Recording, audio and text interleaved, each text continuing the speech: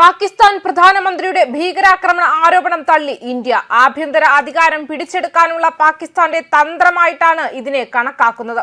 മാത്രമല്ല, ഇന്ത്യയിൽ സ്ഫോടനം നടന്നതിന്റെ തൊട്ടടുത്ത ദിവസം തന്നെ പാകിസ്ഥാനിൽ സ്ഫോടനം നടന്നതിന് പിന്നിൽ പാകിസ്ഥാന്റെ ചില നിഗൂഢ നീക്കങ്ങളാണെന്നും ആരോപിക്കുന്നുണ്ട്. കൂടാതെ ഇന്ത്യ പതുങ്ങിയിരുന്ന് ആരെയും ആക്രമിക്കുന്ന പതിവില്ലെന്നും ചങ്കൂറ്റത്തോടെ മുഖാമുഖം നിന്ന് ആക്രമണം നടത്താനുള്ള ചങ്കൂറ്റമുണ്ടെന്നും വ്യക്തമാക്കുന്നു. തുടർച്ചയായി പാകിസ്ഥാനിലുണ്ടായ ഭീകരാക്രമണങ്ങൾക്ക് പിന്നിൽ ഇന്ത്യയാണെന്ന് പാകിസ്ഥാൻ പ്രധാനമന്ത്രി ഷഹബാസ് ഷെരീഫ് ആരോപിച്ചതിന് പിന്നാലെയാണ് വിദേശകാര്യ മന്ത്രാലയം പ്രതികരിച്ചത്. ഇസ്ലാമാബാദ് ഭീകരാക്രമണവുമായി ബന്ധപ്പെട്ട് പാക് പ്രധാനമന്ത്രി ഷഹബാസ് ഷെരീഫ് ഉന്നയിച്ച ആരോപണം അടിസ്ഥാനരഹിതമാണെന്ന് പറഞ്ഞ് കേന്ദ്ര സർക്കാർ അത് തള്ളിയിട്ടുണ്ട്. ആരോപണങ്ങൾ തള്ളിക്കളഞ്ഞുകൊണ്ട് വിദേശകാര്യ മന്ത്രാലയം വക്താവ് രൺധീർ ജയ്സ്വാൾ രാജ്യത്തിനെതിരെ ഉന്നയിക്കുന്ന എല്ലാ ആരോപണങ്ങളെയും ഇന്ത്യ ശക്തമായി നിരാകരിക്കുന്നുവെന്നും അയൽരാജ്യത്തെ ഒരു ഭീകരാക്രമണത്തിലും ഇന്ത്യക്ക് പങ്കില്ലെന്നും വ്യക്തമാക്കി. പ്രകടമായും ഭ്രാന്തമായ പാകിസ്ഥാൻ നേതൃത്വം ഉന്നയിക്കുന്ന അടിസ്ഥാനരഹിതവും അസംബന്ധവുമായ ആരോപണങ്ങളെ ഇന്ത്യ നിരുപാധികം തള്ളിക്കളയുന്നുണ്ട്. രാജ്യത്തിനകത്ത് നടന്നുകൊണ്ടിരിക്കുന്ന സൈനിക പ്രേരണയിലുള്ള ഭരണഘടനാപരമായ അട്ടിമറിയിൽ നിന്നും അധികാരം പിടിച്ചെടുക്കുന്നതിൽ നിന്നും സ്വന്തം പൊതുജന ശ്രദ്ധ തിരിക്കുന്നതിന് ഇന്ത്യക്കെതിരെ തെറ്റായ വിവരങ്ങൾ പ്രചരിപ്പിക്കുന്നത് പാകിസ്ഥാന്റെ ഒരു പതിവ് തന്ത്രമാണെന്നും അദ്ദേഹം പറഞ്ഞു. അന്താരാഷ്ട്ര സമൂഹം യാഥാർത്ഥ്യത്തെക്കുറിച്ച് ബോധവാന്മാരാണ്.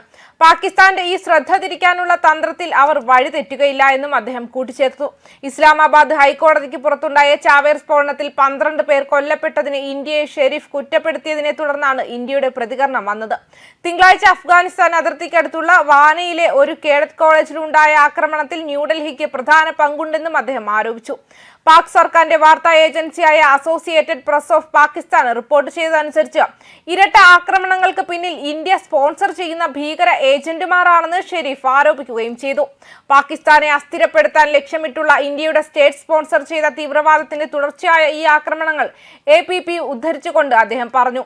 തിങ്കളാഴ്ച ന്യൂഡൽഹിയിലെ ചെങ്കോട്ടയിലുണ്ടായ കാർ സ്ഫോടനത്തിൽ 12 പേർ കൊല്ലപ്പെടുകയും നിരവധി പേർക്ക് ഗുരുതരമായി പരിക്കേൽക്കുകയും ചെയ്തിരുന്നു. പാകിസ്ഥാൻ ആസ്ഥാനമായുള്ള ഭീകര സംഘടനയായ ജെയ്ഷെ ഇ മുഹമ്മദാണ് ആക്രമണത്തിന് പിന്നിലെന്നാണ് ആരോപണം.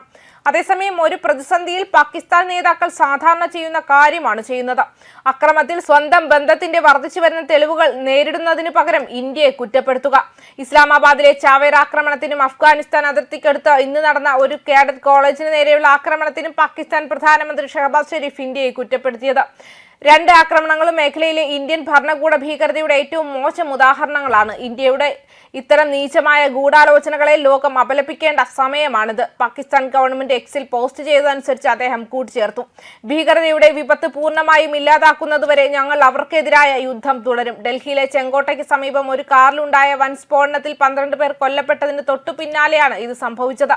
സ്ഫോടനത്തിന് പാകിസ്ഥാനുമായി ബന്ധമുള്ള നെറ്റ്വർക്കുകളുമായി ബന്ധമുണ്ടെന്ന് അന്വേഷകർ ഇതിനകം തന്നെ കണ്ടെത്തിയിട്ടുണ്ട്. പ്രാഥമിക അന്വേഷണങ്ങൾ ജെയ്ഷെ മുഹമ്മദിന്റെ കാൽപ്പാടുകളിലേക്കും അറസ്റ്റുകൾ ഫരീദാബാദ് മൊഡ്യൂളുകളുമായി ബന്ധപ്പെട്ടിരിക്കുന്നുവെന്നും സൂചന നൽകുന്നു.